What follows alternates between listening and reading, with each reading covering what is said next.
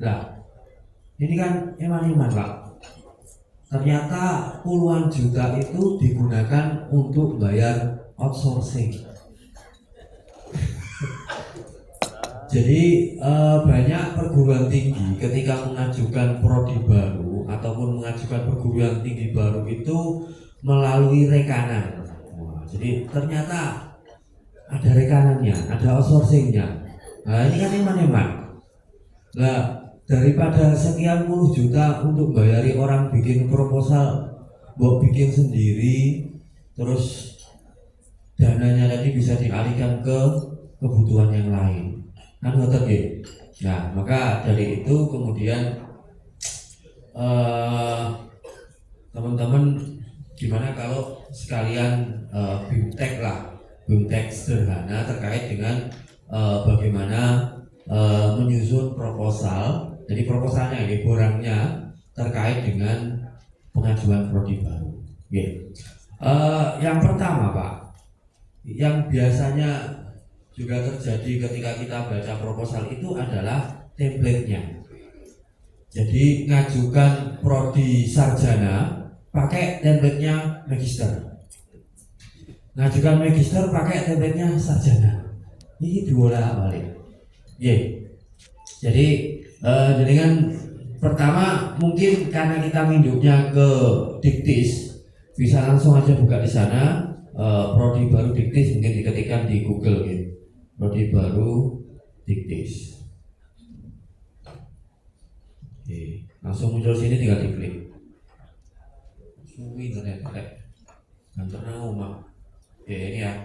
Jadi jaringan yang sudah punya login bisa masukkan emailnya, kemudian passwordnya, kemudian di sana tinggal melengkapi berkas-berkas yang harus diajukan untuk pengajuan prodi baru. Oke, nah, yang kemudian prodi ini nanti akan direkom Kopertais kalau proposalnya dan syaratnya sudah lengkap, kemudian diisikan ke sini, kemudian di oke oleh Diktis, kemudian diajukan ke Ban PT. Nanti akan ada asesor dari Ban PT yang kemudian melakukan visitasi terhadap ajuan prodi baru jenengan.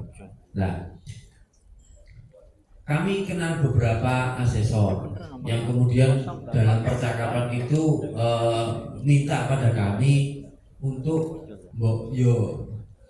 proposalnya itu mas ditertibkan paling gak titik sesuai lah mas gitu ya kan, jadi gak enak gitu Pak.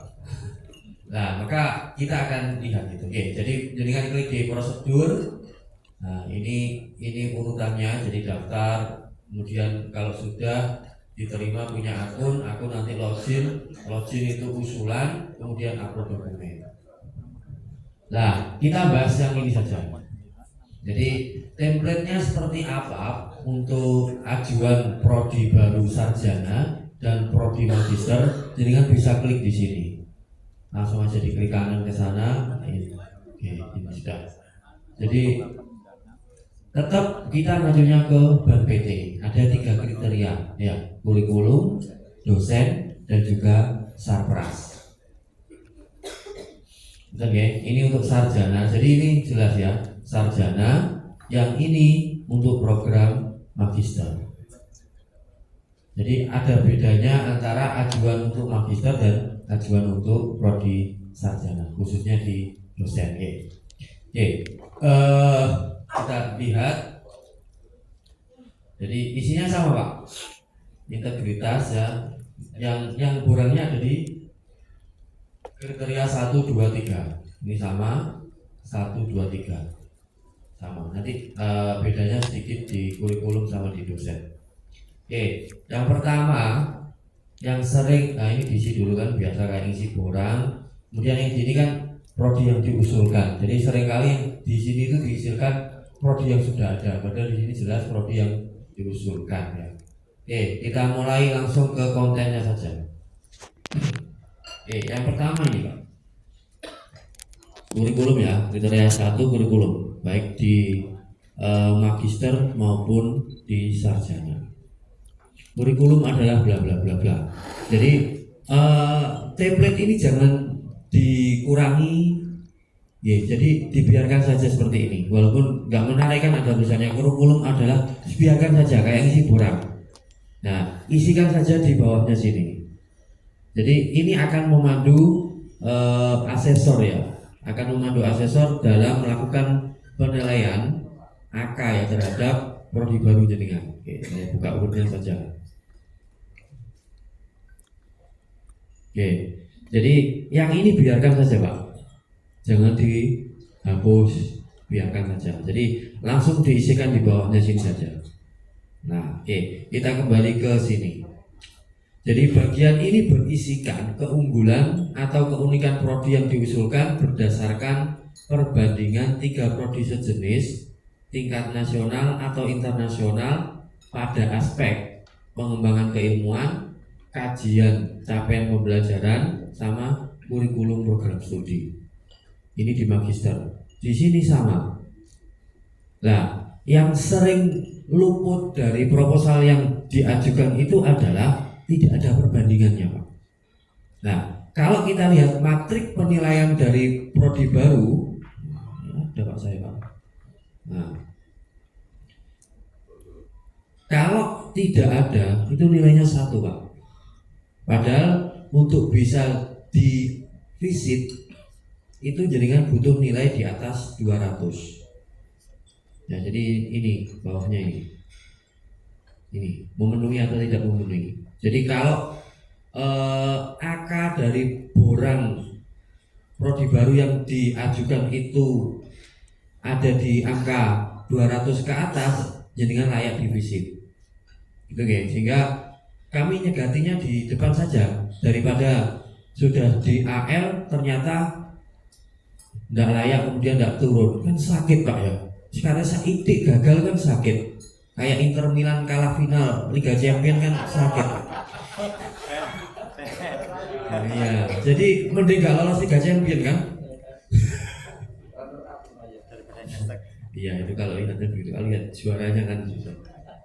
Iya, jadi nilai 4 untuk di poin itu adalah kalau keunikan dan keunggulan prodi disusun berdasarkan 3 prodi sejenis di tingkat internasional pada 3 aspek. Jadi kalau jenengan mendirikan sastra Arab misalkan, maka jenengan bandingkan dengan sastra Arab di Universitas Kairo, di Universitas Ummul Qura, di Universitas di mana Marmara University Turki misalkan. Jenengan membandingkan dengan 3 prodi internasional, maka nilai jenengan di sini 4. Kan? Nah, yang sering itu langsung. Jadi keunikan prodi ini adalah bla bla bla bla bla. Pada aspek pengembangan keilmuan bla bla bla bla bla bla. Tidak pernah melihat atau membandingkan dengan prodi sejenis. Sehingga nilainya sangat minim. Nilainya 1 Pak. Nah, kan iman-iman ya.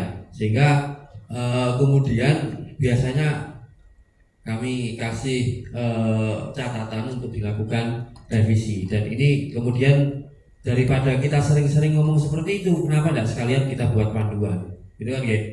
Nah ini draft ya, tapi masih kasar ya, karena ada gelombang tsunami AL, jadi 1 bulan 3 prodi AL, minggu depan masih lagi, jadi rasanya tunggu bulan kok. Jadi isian kasarnya kira-kira seperti ini lah Pak. Misalkan ini contoh ya, jadi kan bisa mengembangkan sendiri. Misalkan begini, salah satu proses yang dilakukan dalam menyusun borang ini adalah dengan melakukan kajian terhadap prodi sejenis yang ada di Indonesia. Berarti kalau nasional itu nilainya kan di sini minimal bisa 2. Kalau gabungan internasional nasional 3. Kita kan kalau misalkan susah ya ngejar 2 kan bisa. Oke, mana tadi? Nah, ini misalkan kajian dilakukan dengan melakukan benchmark ke prodi A di Universitas X, prodi A di Universitas Y, prodi A di Universitas Y. Yang dikaji dalam benchmark itu adalah 1 pengembangan keilmuan, 2 kajian CPL, kemudian 3 kurikulumnya. Jadi, nah, benchmark ini tidak harus dilakukan dengan mendatangi kampus itu, enggak. Kalau jenengan bisa dapatkan dokumennya melalui browsing lewat internet, enggak apa-apa. Jadi misalkan kita membandingkan pengembangan keilmuan kita dengan Universitas Kanal Suez, misalkan, kan ada di internet, kan bisa kita cari, tidak masalah. Oke. Nah, untuk mempermudah bisa dibuat seperti ini, Pak. Jadi gini, misalkan dalam hal pengembangan keilmuan, informasi yang diperoleh tim terkait dengan scientific vision dari masing-masing prodi itu disajikan dalam tabel berikut. Misalkan begini. Nah, PBA, Pendidikan Bahasa Arab di Universitas X itu pengembangan keilmuannya mengarahkan pada Integrated Twin Towers, misalkan kayak di UINSA. Kemudian Universitas Y, misalkan UIN Malang, berarti menggunakan pohon keilmuan. Kemudian Universitas Z menggunakan jaring laba-laba, misalkan. Nah, kemudian akhiri dengan keunikan prodi yang jenengan ajukan. Nah, berbeda dengan 3 kampus di atas, prodi pendidikan bahasa Arab di universitas di kampus ini itu pengembangan keilmuannya menekankan pada bla bla bla bla. Nah, itu akan menggambarkan keunikan dari prodi yang jenengan ajukan dalam hal pengembangan keilmuan. Oke. Jadi setidaknya ada tiga kampus, 3 prodi di kampus yang berbeda yang jenengan acu untuk pembanding. Dan ini biasanya lewat, tidak ada. Dalam setiap proposal yang diajukan ini tidak ada. Banyak yang tidak ada. Ada yang ada, saya pernah baca yang ada. Tapi kebanyakan tidak ada pembandingnya. Apakah harus disajikan tabel begini? Tidak. Jenengan buat paragraf tidak apa-apa. Ada kampus A, bla bla bla. Paragraf kedua kampus B. Paragraf ketiga kampus C, paragraf keempat prodi jenengan keunggulannya di mana? Begitu. Betul nggih? Nah, ini dalam hal pengembangan keilmuan. Kemudian sama untuk capaian pembelajaran. Jadi capaian pembelajaran untuk prodi A di kampus X itu seperti ini. Di kampus Y seperti ini, di kampus Z seperti ini. Kemudian kampus jenengan yang jenengan usulkan prodija itu capaian pembelajarannya apa, keunikannya. Kemudian kurikulumnya. Nah, kurikulumnya di Universitas X, Y, Z. Misalkan di sini pakai OBE, di sini pakai kurikulum apa gitu. Ini apalagi keunikannya di masing-masing seperti apa. Kemudian jenengan punya apa lagi sebagai pembeda. Nah, itu untuk kriteria yang pertama. Nih, nilainya seperti ini, Pak. Kalau ini nilainya 2, misalkan ya. Kalau jenengan punya 3 prodi nasional dan 3 aspek yang jenengan bandingkan, itu nilainya 2. Berat, Pak, nilai di sini ya. Ini terkait dengan scientific vision. Dan ini dibawa nanti sampai ke belakang. Sampai akreditasi prodi yang nanti tetap yang dikejar adalah scientific vision. Apa bedanya manajemen dakwah di UIN dengan manajemen dakwah di Unisma, misalkan seperti itu. Itu akan selalu dikejar. Kemudian kriteria yang kedua, profil lulusan. Nah, profil lulusan diambil dari mana? Dari keunikan ini tadi. Jadi bagian ini berisi profil lulusan prodi yang berupa profesi atau jenis pekerjaan dan bentuk lainnya. Di magister sama, ini juga plekan sama. Dilengkapi dengan uraian ringkas kompetensi profil lulusan sesuai dengan prodi sarjana, kemudian keterkaitan dengan keunggulan yang sudah dituliskan di poin 1.1. Jadi misalkan mengajukan PAI, profilnya apa PAI? Guru, ya guru PAI. Maka dijelaskan menghasilkan guru pendidikan agama Islam yang bla bla bla bla bla. Nah, yangnya ini mengacu kemana? Ke 1.1 tadi. Oke. Nah, itu berapa nilainya di sini? Nah, kalau dilengkapi uraian ringkas, ada keterkaitan dengan profil itu 4. Nah, bedanya dengan yang di sini dilengkapi dengan uraian ringkas pada sebagian. Kalau ini seluruh profilnya. Jadi kalau misalkan dengan punya 3 profil lulusan, ya 3 profil itu dideskripsikan. Misalkan guru 1, 2 asisten peneliti dijelaskan juga. Misalkan yang ketiga edupreneur, misalkan seperti itu. Maka dijelaskan edupreneurnya yang bagaimana. Kalau ketiganya dijelaskan, ini sudah 4. Kalau ada kaitannya dengan keunikan, dengan prodinya. Oke, ini misalkan diisi 2 kira-kira kok layak gak? Kita isi 2 saja ya. Oke, kemudian ini ya. Jadi sederhana Pak. Jadi kayak buat kurikulum biasa. Oke, jadi dari perbandingan prodi sejenis di 3 kampus lain, jenengan bisa kemudian menyimpulkan saya pengennya prodi saya pengembangan keilmuannya begini, CPL-nya begini secara umum ya, kemudian kurikulumnya seperti ini. Nah, dari situ ke profil. Profil yang 1.3 selanjutnya adalah capaian pembelajaran. Yang di sini juga sama, capaian pembelajaran. Nah, capaian pembelajaran ini kan ada 4 ya. Ada sikap, ada pengetahuan, ada keterampilan umum, dan ada keterampilan khusus. Nah, untuk sikap dan juga keterampilan umum, tenang, nggak usah mikir Pak, sudah ada di lampiran Permendikbud nomor 3 tahun 2020. Ini tinggal dimasukkan saja. Nah, yang jenengan perlu isi kan nanti di sini, yang perlu mencari sendiri ya, di aspek pengetahuan dan juga keterampilan khusus. Nah, di aspek pengetahuan jenengan bisa ngacu ke asosiasi prodi yang sudah ada. Jadi prodi-prodi kan punya asosiasi. Asosiasi itu biasanya juga punya kurikulum yang disepakati, yang harus ada di prodi itu. Kemudian tinggal jenengan tambahkan CP yang khusus, yang unik sesuai dengan yang diajukan di 1.1 tadi. Betul ya? Nah, itu hal yang sama juga untuk di aspek keterampilan khusus ini sama. Ini bisa diambilkan dari asosiasi prodi dan juga yang lain. Kemudian struktur kurikulumnya. Nah, baru di sini disajikan ya. Dari CPL yang ada ini, kemudian kan kalau kita bicara kurikulum kan berarti dengan capaian pembelajaran seperti ini kita butuh bahan kajian 1, 2, 3 dan seterusnya.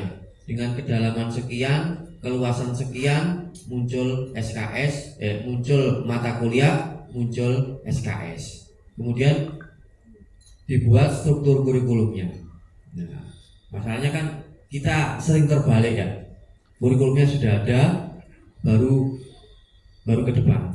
Nah, atau reverse engineering, barangnya sudah ada dulu, baru dicari caranya supaya bisa dapat seperti itu. Kemudian, ya ini kemudian diisikan. Oke, ngisinya sama. Ini nama mata kuliahnya, ini bobotnya, ini SKS-nya. Nah, kalau kita ngacu ke Ban PD untuk dapat nilai 4 di struktur kurikulum, maka bobot antara praktek dengan keseluruhan SKS itu minimal 25%.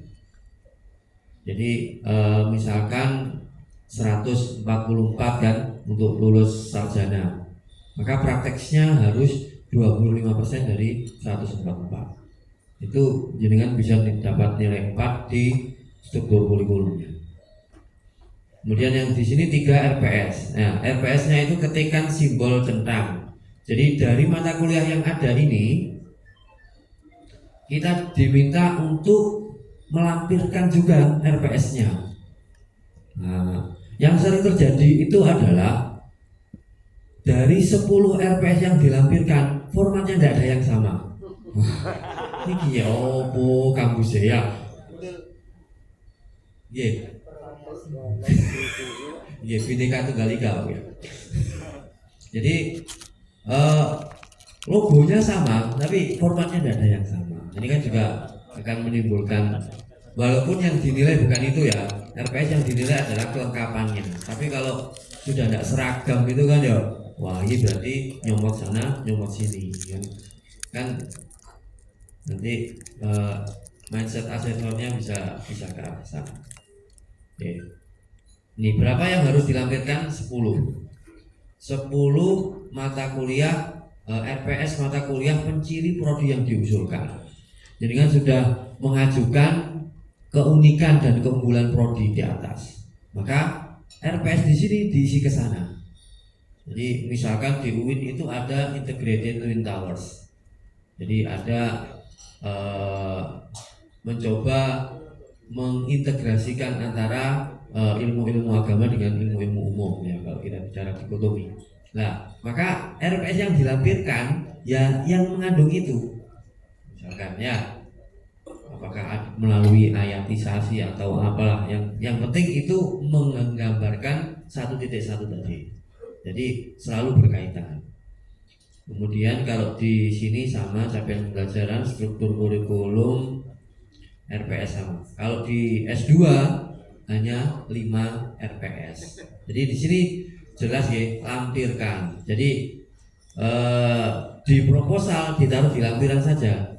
Jangan di dokumen utamanya sini. Satu RPS itu bisa 10 halaman. Kalau jenengan melampirkan 10 RPS 100 halaman. Nah, nanti dari bab 1 ke bab 2 ini nanti ada geser 100 halaman Pak. Yang baca kan pusing. Jadi dituliskan saja nanti lampiran RPS atau RPS disajikan pada lampiran. Nanti di belakang khusus untuk RPS yang khusus tadi. Benar ya? Ini kalau magister 5, kalau sarjana 10. Nah, di magister tidak ada Merdeka Belajar. Kalau di sarjana ada fasilitasi Merdeka Belajar Kampus Merdeka. Jadi MBKM itu kan pilihan ya, tapi kita wajib menyediakan. Biasanya mahasiswa malas Pak, malas milih MBKM kalau mahasiswa biasanya ya, karena yang dipikirkan banyak, harus kos di tempat yang baru, gitu kan, harus penyesuaian iklim akademik yang baru dan lain-lain. Biasanya banyak mahasiswa itu memilih reguler saja, bukan MBKM. Hanya sedikit yang memilih MBKM. Tapi tetap karena ini bagian dari penilaian, ya kita siapkan. Disiapkan nanti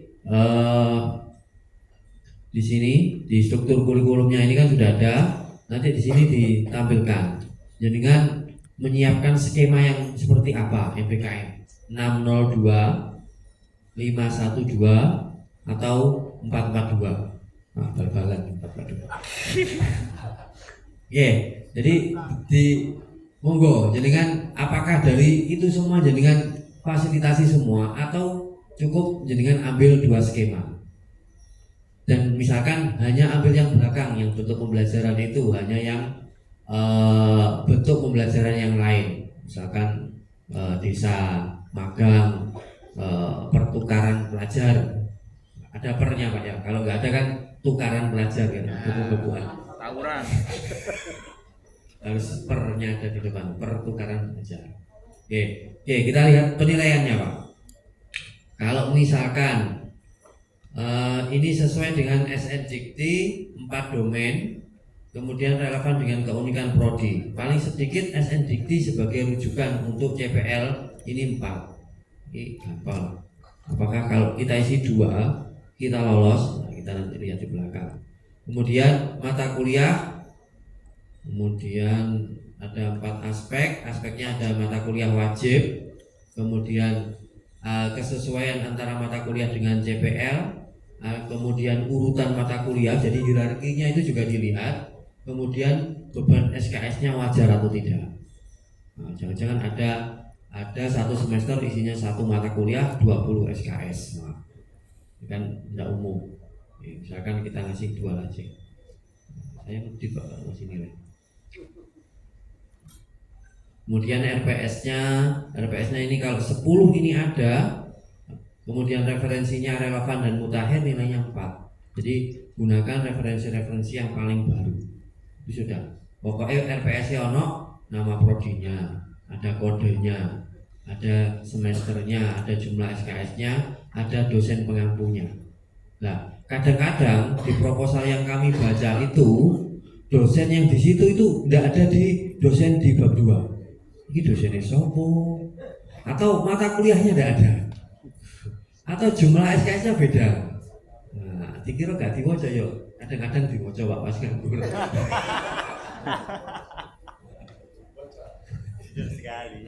Ya, kadang-kadang kita lihat, kita buka struktur kurikulumnya. Kok gak podo jumlah SKS?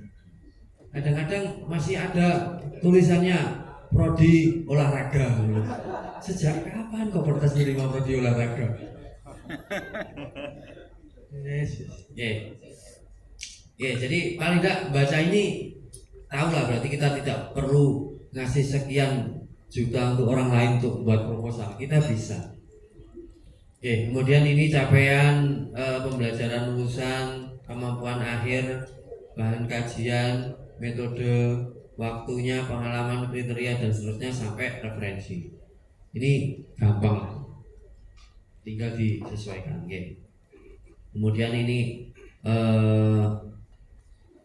rancangan untuk kita Pak ya. Bisa Pak. Itu Pak terlihat, terbaca sih. Apa sih yang dinilai di MBKM? Itu ada 2 aspek. Penyediaan dosen pembimbing akademik oleh perguruan tinggi pengusul, kemudian rancangan kurikulum menyediakan pilihan untuk mengambil mata kuliah di luar prodi sesuai dengan ketentuan perundang-undangan. Nah, yang sering dilakukan oleh pengusul prodi baru itu mindah yang ada di sini, Permendikbud nomor 320 tentang dan panduan MBKM ini dikopi kemudian dipindah Pak.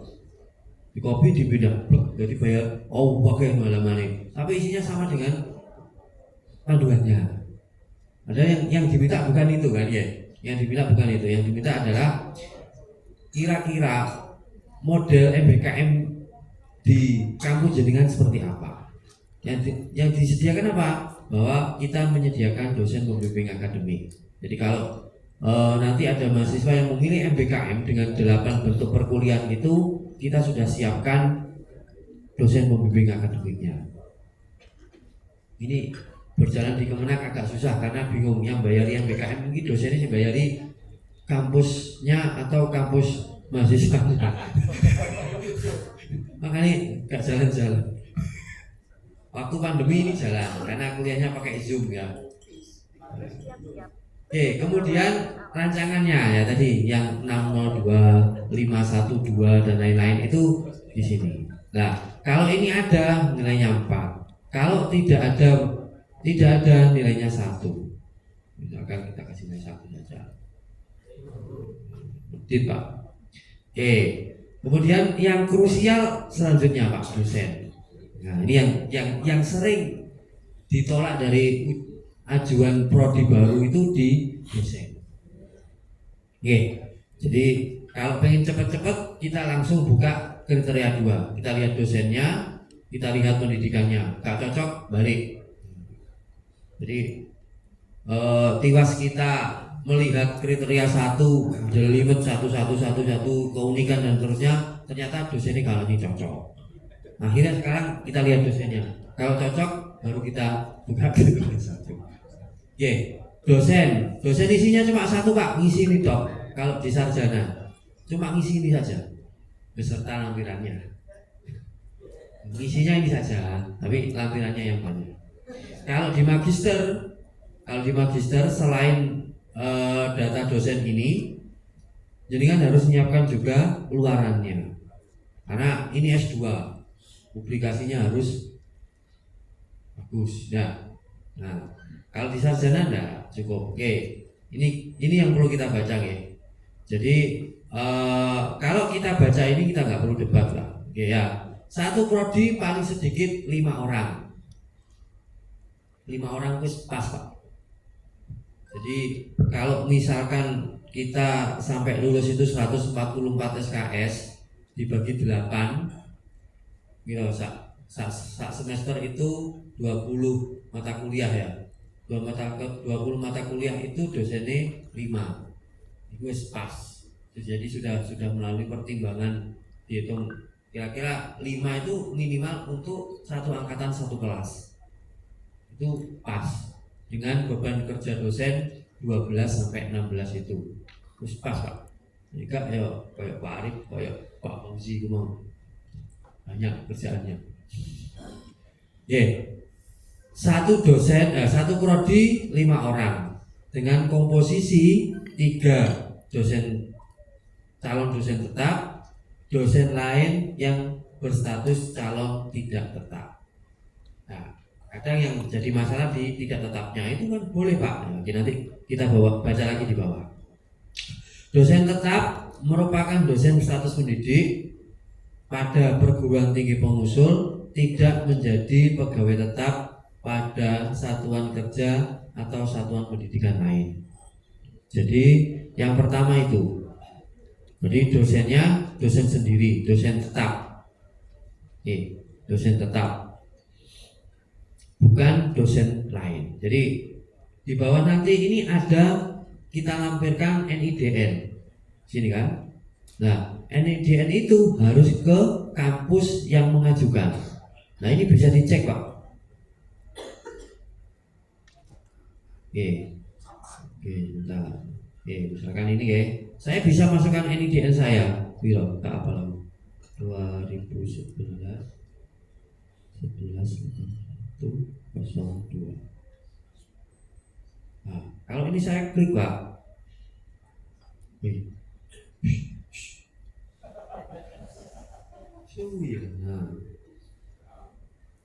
Nah, ini Pak, muncul Pak.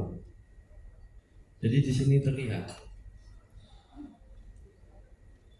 Jadi untuk NIDN ini nama siapa, kampusnya mana, prodinya apa, terlihat.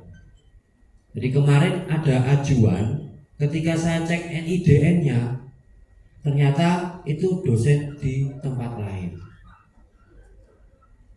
Kemudian di sana ditulis dosen tetap. Jangan Pak. Jadi NIDN-nya harus di kampus yang mengusulkan. Jangan Pak. Itu satu. Kemudian dosen tetap yang ditugaskan memenuhi persyaratan sebagai berikut. Kalau misalkan belum ada dosennya, nggak apa-apa, asalkan dia belum tercatat di kampus lain. Kalaupun tercatat di kampus lain, nanti ada klausulnya lagi. Nah, nama pun bisa dicek di sini Pak. Jadi kan ngajukan dosen siapa, saya cek di sini. Terus dicek pendidikannya sama. Nah, ini nggak bisa ini. Kemarin ada yang gitu, ternyata itu dosen di tempat lain sudah mengajukan keluar, mau pindah ke kampus A dan mau pindah ke kampus B. Wah, ini nggak jelas sahabat. Ada ya Pak. Kacau ya. Yang pertama, kalau misalkan jenengan mengajukan dosen yang belum punya NIDN, maka KTP-nya usianya maksimal 58. Maksimal 58. Jadi kadang ada begini Pak, mantan bupati mana punya ijazah S3, pengen pendidikan S2 kan butuh S3. Wah, ini aja dia juga. hanya umurnya sudah 60, nggak bisa. Itu kalau belum punya NIDN. Nah, bagi yang belum punya ini bisa surat perjanjian pengusulan dosen tetap. Boleh, tapi umurnya harus kurang dari 58. Kemudian kalau misalkan itu sudah punya NIDN dari kampus lain, ada ini bisa.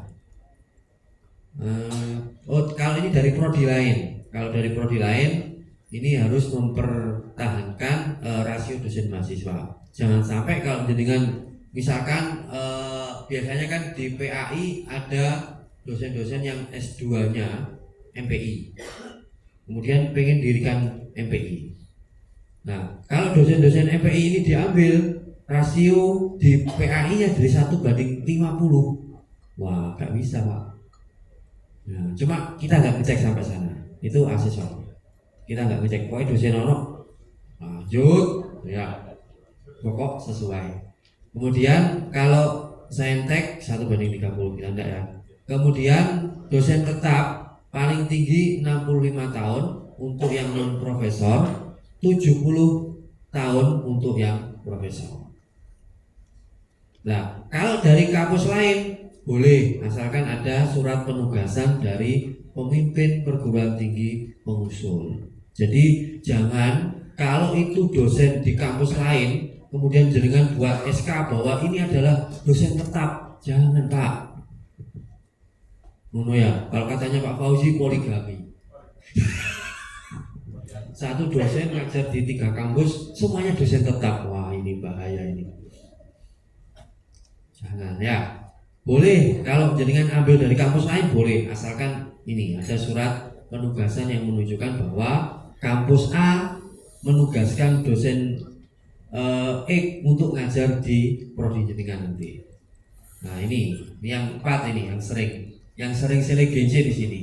Berijazah paling rendah magister terapan atau setara dengan KKNI level 8 dalam ilmu pengetahuan dan teknologi relevan dengan prodi yang diusulkan. Nah, ini biasanya yang ramai di sini, Pak.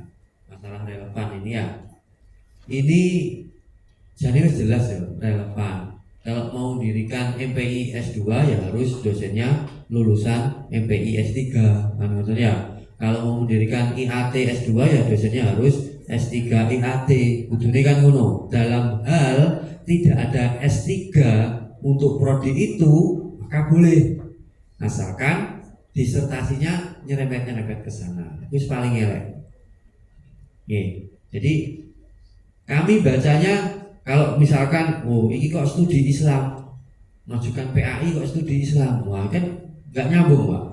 Kita masih berbaik hati lihat transkripnya dibaca, ternyata disertasinya terkait dengan PAI, oke lah, tidak apa-apa.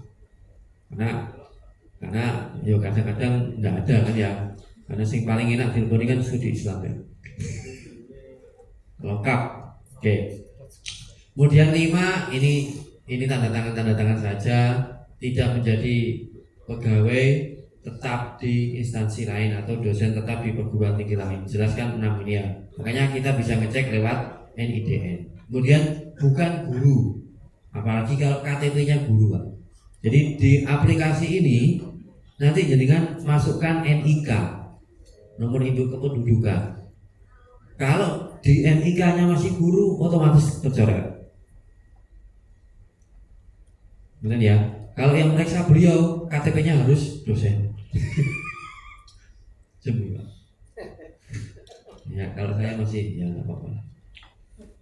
Bukan ASN non dosen. Nah, tapi biasanya tidak ditolak lah. Jadi yang paling fokus adalah di 4 ini ya. Jadi ijazahnya harus relevan. Nah, kemudian dosen tidak tetap ini. Jadi yang dimaksud dengan dosen tidak tetap adalah dosen pada waktu yang berstatus tenaga pendidik tidak tetap pada perguruan tinggi dan melaksanakan pembelajaran dalam bidang yang relevan dengan kompetensinya.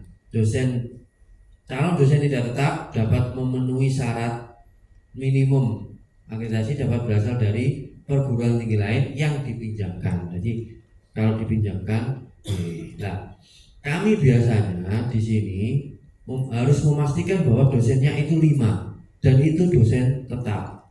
Kami takutnya Pak, di PD Dikti nanti, apalagi yang magister ya, magister itu kan masa studinya 2 tahun. Nah 2 tahun itu kalau dosennya nggak sampai 5, nanti PD Diktinya merah. Kalau PD Diktinya merah, jadi kan nggak bisa mengeluarkan PIN. Kalau nggak bisa mengeluarkan PIN, nggak bisa mengeluarkan ijazah kan. Kalau nggak bisa mengeluarkan ijazah, nanti kami takutnya ada kiai di demo santri kan nggak menarik Pak. Wis lulus nggak wisuda kan gitu kan. Makanya walaupun di sini dituliskan 3 dosen tetap, 2 dosen tidak tetap, kami ingin memastikan bahwa semuanya ini adalah dosen tetap. Karena kalau 3, seperti yang disampaikan Pak Fauzi tadi, tidak memenuhi syarat peringkat, karena minimalnya adalah 2, ya kan? Nilainya skor untuk akreditasi minimal 2, dan 2 itu dicapai kalau dosennya 5. Kalau kurang dari 5 itu nilainya kurang dari 2. Kalau 5 kayaknya 2 lebih, tapi kalau 4 masih kurang. Dosen ya. Apa yang diisikan di sini? Isinya ini. Nama dosennya siapa, statusnya, NIDN-nya kalau sudah punya. Kalau belum punya berarti umurnya tadi harus maksimal 58. Kemudian latar pendidikannya, kalau profesi, kalau magister, kalau doktor, dan mata kuliah yang diampu. Kadang-kadang mata kuliahnya di sini nggak cocok dengan yang di struktur kurikulumnya. Pak Nafis siap lagi. Pak Nafis ini? Nggak apa. Oke, kita lanjutkan, masih sedikit lagi. Nah, kalau di magister ada tambahan ini. Ada tambahan judul artikel dan nama dosen. Karena diharapkan luaran dari penelitian-penelitian untuk dosen yang S2 ini lebih baik daripada yang S1 gitu ya. Jadi bedanya di magister cuma ini. Nah, kadang-kadang template sarjana dipakai template magister. Oke. Kemudian ya ini lanjut lagi ya. Di kriteria 3 itu terkait dengan ortaker. Yang pertama struktur organisasi. Isikan saja. Berarti struktur organisasi di kampus jenengan, di UPPS-nya itu ngacunya kemana? Akan kata. Ini Mas, tapi siap-siap. Jadi biasanya di kampus kan ada SOTK ya. SOTK. Nah, nanti prodi yang jenengan usulkan itu dalam SOTK, UPPS-nya ikut sekolah tinggi, ikut fakultas. Nah, nanti itu dijelaskan. Kemudian yang ini kayak isi borang Pak ya, perwujudan good governance. Jadi kalau itu yang dilihat adalah jenengan bisa menyampaikan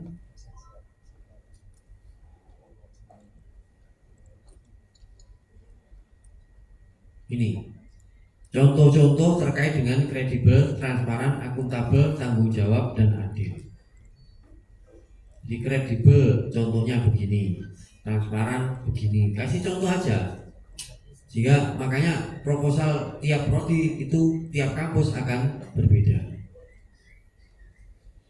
Akuntabel contohnya seperti apa, tanggung jawab, dan seterusnya. Nah, kemudian di 32 itu SPMI yang sudah disampaikan Pak Fauzi tadi. Ini 5 aspek ini harus muncul di proposal. Dokumen legal pembentukan unsur pelaksana penjaminan mutu. 1.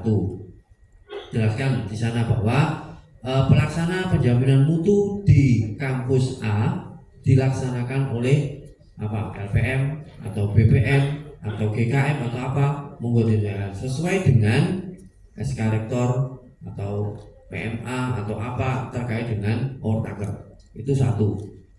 Aspek kedua ada SPMI. SPMI sini apa? Kebijakan, manual, standar, formulir. Nah, ini harus ada 2. Yang ketiga ada siklus penjaminan mutu. Jadi mengajukan prodi baru juga ada ini Pak. Jadi di 3 harus ada P, penetapannya seperti apa. Kemudian P yang kedua pelaksanaan. Pelaksanaannya seperti apa? E evaluasinya seperti apa pun. Ada auditornya atau enggak? P yang ketiga pengendalian. P yang keempat peningkatan. Ini harus ada di pengajuan prodi baru.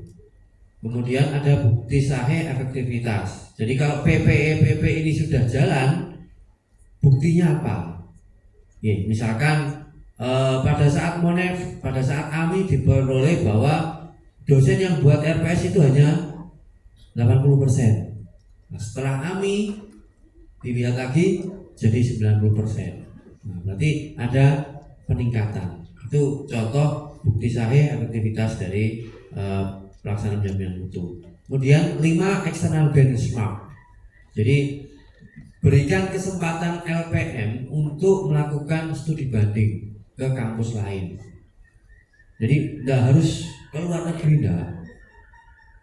Boleh ke kampus sebelahnya. Yang penting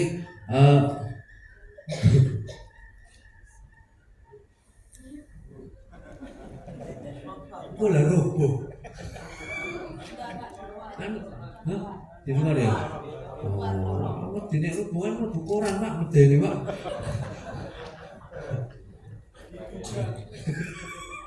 Nah tadi ya, kemudian sarana diisikan saja ruang kuliah, ruang dosen, ruang administrasi, perpustakaan. Ini jumlahnya berapa, luasnya berapa, SD itu milik sendiri, SB itu sewa. Kemudian ada, ini tinggal diisi saja, ruang mandiri.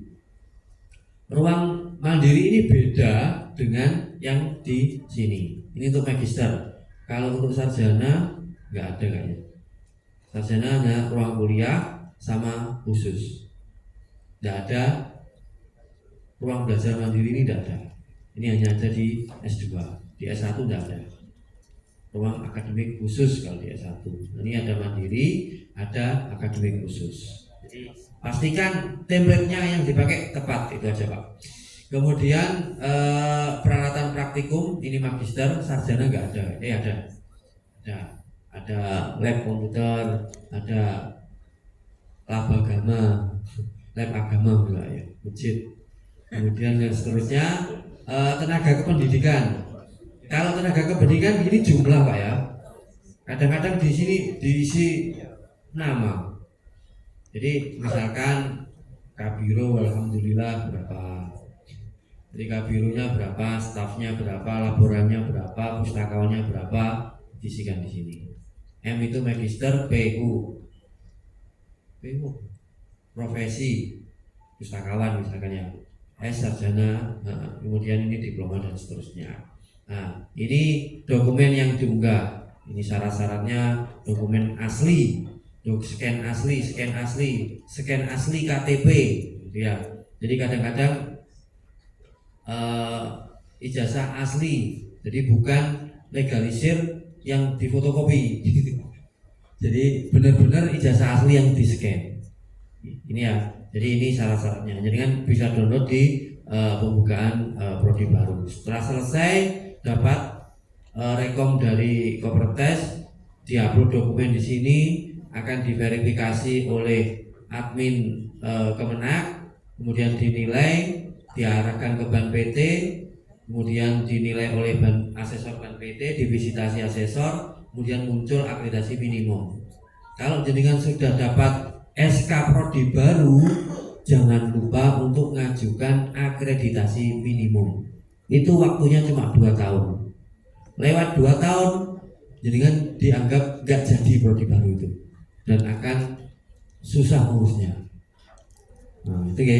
Jadi yang sudah punya prodi baru, SK-nya baru turun, jangan nunggu 2 tahun untuk upload ke Sabto untuk mendapatkan sertifikat akreditasi pertama, baik minimum. Dan itu hanya berlaku 2 tahun. Jadi ada contohnya ya. Oke. Oke, kita dibatasi waktu ya. Cek. Oke. Saya kira itu jelasnya yang di sini jenengan bisa download di prodi baru Diktis ini. Jadi kalau mau bikin prodi baru sarjana, diklik saja di sana. Magister ya magister. Bisa dibaca di sana. Insya Allah sudah sangat jelas yang disampaikan oleh Ban PT dan Kementerian Agama. Oke, sekian dari kami. Assalamualaikum warahmatullahi wabarakatuh.